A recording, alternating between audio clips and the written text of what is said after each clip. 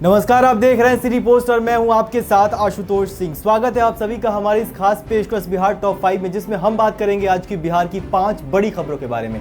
चारा घोटाले मामले में सजायाफ्त लालू प्रसाद यादव का हाल लेने के लिए उनके बड़े बेटे तेज प्रताप यादव शनिवार को रांची अस्पताल पहुंचे। रिम्स में लालू प्रसाद यादव का इलाज चल रहा है। पिछले दिनों उनकी तबीयत बहुत ज्यादा खराब हो गई थी और उन्होंने दिन का खाना भी छोड़ दिया था। बता दें कि लोकसभा चुनाव के नतीजों के बाद लालू प्रसाद यादव की तबीयत ज्यादा बिगड़ गई थी। बिहार में महागठबंधन की अगुवाई कर रहे राष्ट्रीय जनता दल को पहली बार पार्टी प्रमुख लालू प्रसाद यादव की अनुपस्थिति लोकसभा चुनाव में बहुत नुकसानदायक रही और तेजस्वी यादव की तमाम कोशिशों के बावजूद राजद का सुपड़ा साफ हो गया। पार्टी की अप्रत्याशित हार के बाद से लालू काफी तनाव में थे और दिन का खाना तक छोड़ दिया था। उनकी दिनचर्या बिगड़ गई थी और ठीक से नींद तक नहीं ले पा रहे थे। हालांकि 4-5 दिन के बाद उनकी तबीयत में सुधार आया था। लालू के बड़े बेटे तेज प्रताप यादव ने पिछले दिनों अपने पिता को जन्मदिन पर फादर्स डे पर ट्वीट कर शुभकामनाएं दी। उन्होंने 10 जून को लालू प्रसाद यादव के जन्मदिन पर उन्हें सामाजिक न्याय का प्रबलतम पुरोध बताते हुए ट्वीट किया था। वहीं फादर्स डे पर भी उन्होंने लालू प्रसाद यादव की तस्वीर शेयर करते हुए शुभकामनाएं दी थी। लिखा था कि मेरे शिक्षक हैं, आप मेरी ताकत हैं, आप मेरे सब कुछ हैं। आप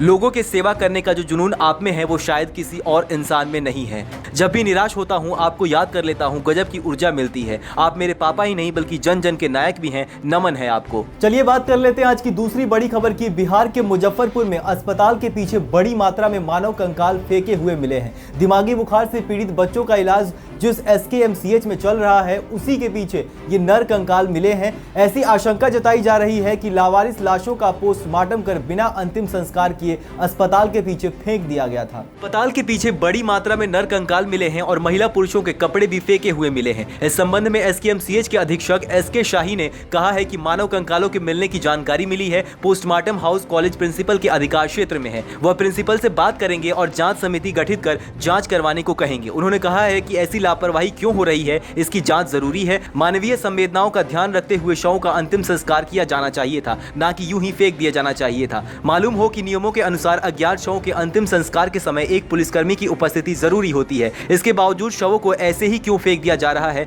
यह जांच का विषय है। SKMCH के डॉक्टर विपिन कुमार मौके पर पहुंचे और उन्होंने भी बड़ी मात्रा में फेंके हुए नर कंकालों को देखा। उन्होंने कहा है कि इस बारे में आधिकारिक जानकारी कॉलेज प्राचार्य ही देंगे। चलिए रुक कर लेते हैं आज की तीसरी बड़ी खबर की ओर। बिहार कैबिनेट की बैठक शुक्रवार की शाम हुई, जिसकी अध्यक्षता मुख्यमंत्री नीतीश कुमार ने की। नीतीश कुमार ने 13 एजेंडों पर अपनी मुहर लगा दी है। इसमें एक महत्वपूर्ण प्रस्ताव पेंशन भोगियों का महंगाई भत्ता था। बिहार कैबिनेट ने महंगाई भत्ते में इजाफा को स्वीकृति दे दी है। अब पेंशन भोगियों को 154% का महंगाई भत्ता मिलेगा। पेंशन भोगियों को 154% महंगाई भत्ते के ऐलान के साथ ही सरकार ने मंत्रिमंडल की बैठक के बाद कैबिनेट के प्रधान सचिव संजय कुमार ने बताया कि राज्य सरकार ने नदियों से संबंधित आंकड़ों के संग्रह के लिए अनीसाबाद स्थित डाटा केंद्र को अपग्रेड करने का फैसला किया है। इस काम के लिए 20.62 करोड़ रुपए मंजूर किए गए हैं। जल संसाधन विभाग के अंतर्गत बाढ़ प्रबंधन सुधार सहायक केंद्र पटना के अनीसाबाद में चलाया जा रहा है। यहाँ से कोसी बाढ़ समुत्थान परियोजना, कोसी बेसिन विकास परियोजना एवं राष्ट्रीय जल विज्ञान परियोजना का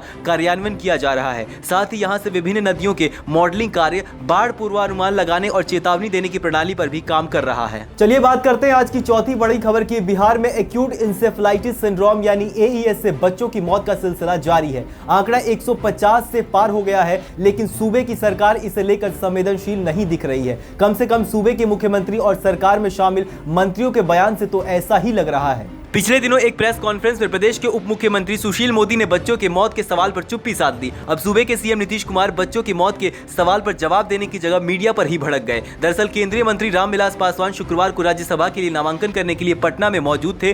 CM नीतीश कुमार भी उनके साथ थे।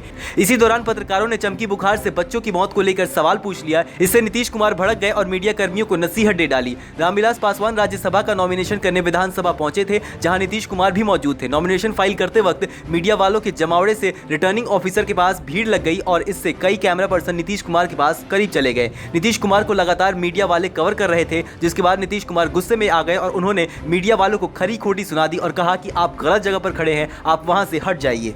अगर बात आज की पांचवी बड़ी खबर की करें तो लेट लतीफी के बीच शुक्रवार को बिहार में मानसून ने दस्तक दे दी। पूर्णिया की ओर से मानसून ने बिहार में प्रवेश किया। इस इलाके में पिछले 24 घंटों में 21.7 मिलीमीटर बारिश हो चुकी है। मौसमविदों के मुताबिक अगले 48 घंटे में इसका विस्तार पटना सहित बिहार के बाकी हिस्सों में भी हो जाएगा। इधर मानसून के प्रवेश की आहट पटना के कुछ इलाकों में आंशिक बारिश दर्ज की गई है। दोपहर के बाद आसमान में बादल छाए हुए हैं और 2.2 मिलीमीटर की बारिश दर्ज की गई है। शुक्रवार को राज्य के कई हिस्सों में बारिश हुई। मखदूमपुर में 40 मिलीमीटर, गलगलिया में 40 मिलीमीटर, तैयबपुर में 40 मिलीमीटर, पूर्णिया में 20 मिलीमीटर, मनिहार में 20 मिलीमीटर, अरवल में 10 मिलीमीटर और बिहार शरीफ में 10 मिलीमीटर बारिश दर्ज की गई। पूर्णिया में लोगों ने मौसम के बदलाव को उत्साह की तरह मनाया और भारी गर्मी से निजात की उम्मीद जताई। पटना में सुबह से ही सूरज के तल्ख तेवर रहे। अधिकतम पारा 1.5 डिग्री ऊपर दर्ज किया गया, लेकिन दोपहर के बाद स्थिति तेजी से बदली। आसमान बादलों से पट गया और पूर्वा के साथ बारिश के फुहारों ने मौसम सुहावना कर दिया। मौसमविदों के अनुसार अगले 48 घंटे में मानसून की बारिश राज्य के कई हिस्सों में होगी। देश और दुनिया की ऐसी ही तमाम खबरों के लिए आप देखते रहिए सिटी पोस्ट। हम कल फिर हाजिर होंगे। लाइक शेयर सब्सक्राइब जरूर करें। नमस्कार।